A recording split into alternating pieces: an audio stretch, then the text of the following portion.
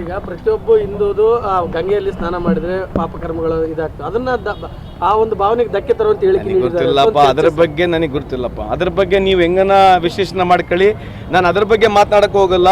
ನಾನೊಬ್ಬ ಪ್ರೌಢ ಹಿಂದೂ ಇದ್ದೀನಿ, ನಾನು ಆ ಸೆಂಟಿಮೆಂಟ್ ಬಗ್ಗೆ ಮಾತನಾಡಕ್ಕೆ ಹೋಗಲ್ಲ. ಅವ್ರು ಹೇಳಿರ್ತಕ್ಕಂಥದ್ದು ಏನಿದೆ, ಅಮಿತ್ ಶಾ ಅವ್ರದ್ದು ಮೋದಿ ಅವ್ರದ್ದು ಪಾಪ ಏನಿದೆ ಅದು ಯಾವತ್ತು ಎಲ್ಲಿ ಹೋದ್ರೂ ಕೂಡ ತೊಳೆಯೋಕ್ಕಾಗಲ್ಲ ಅಂತ ಹೇಳ್ತಕ್ಕಂಥ ನಾನು ಅದು ಮೂಢ ವಿಚಾರವಾಗಿ ಈ ಕೇಸನ್ನು CBIಗೆ ವರ್ಗಾವಣೆ ಮಾಡಬೇಕಂತ ಹೇಳಿ ಬಿಜೆಪಿ ನಾಯಕರ ಆರೋಪ. ಅಂದರೆ ಲೋಕಾಯುಕ್ತ ಸಂಸ್ಥೆ ರಾಜ್ಯ ಸರ್ಕಾರದ ಅಧೀನದಲ್ಲಿ ಕೆಲಸ ಮಾಡ್ತಿದೆ. ಹಾಗಿದ್ರೆ CBI ಕೂಡ ಸೆಂಟ್ರಲ್ ಗೌರ್ಮೆಂಟ್ ಅಂಡರಲ್ಲಿ ಕೆಲಸ ಮಾಡ್ತಿರ್ತಕ್ಕಂಥದ್ದು ಒಂದು ಸಂಸ್ಥೆ ಅಲ್ಲ. ಅಲ್ಲಿ ಏನಿದೆ, ಒಂದು ಮೇಲೆ ಲೋಕಪಾಲ್ ಇದೆ, ಲೋಕಪಾಲ್ ಸಂಸ್ಥೆಗೆ ಏನು ಗೌರವಿಸ್ಬೇಕು ಹಂಗೆ ನಾವಿಲ್ಲಿ ನಮ್ಮ ಲೋಕಾಯುಕ್ತಗೆ ಸಲ್ಲಿಸ್ಬೇಕಂತ ನಮ್ಮ ವಾದ ಇರ್ತಕ್ಕಂಥದ್ದು. ಇದು ಹೆಂಗಿದ್ರು ನ್ಯಾಯಾಂಗದಾಗಿದೆ ಈಗ.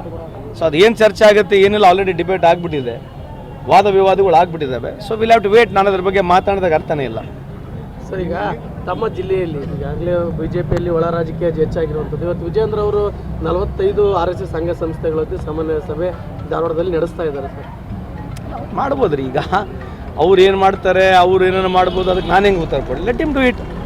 ಈಗ ಏನಾಗಿದೆ, ನಮ್ದು ಒಂದೇ ಒಂದು ರಿಕ್ವೆಸ್ಟು, ಈ ದೇಶದಲ್ಲಿ ಕಾಂಗ್ರೆಸ್ಸು BJP ಅನ್ನೋದಕ್ಕಿಂತ ಜಾಸ್ತಿ ಪ್ರೋಗ್ರಾಮ್ಸ್ ಬಗ್ಗೆ ಮಾತಾಡೋಕ್ಕೆ ಸ್ಟಾರ್ಟ್ ಮಾಡಿದ್ರೆ, ಅಕೌಂಟಬಿಲಿಟಿ ಬಗ್ಗೆ ಸ್ಟಾರ್ಟ್ ಮಾಡಿದ್ರೆ ಹೊಸ ಗಾಳಿ, ಹೊಸ ಥರದ ರಾಜಕೀಯ ಬರಲಿಕ್ಕೆ ಆಗುತ್ತಂತ ನನ್ನ ವೈಯಕ್ತಿಕ ಅಭಿಪ್ರಾಯ.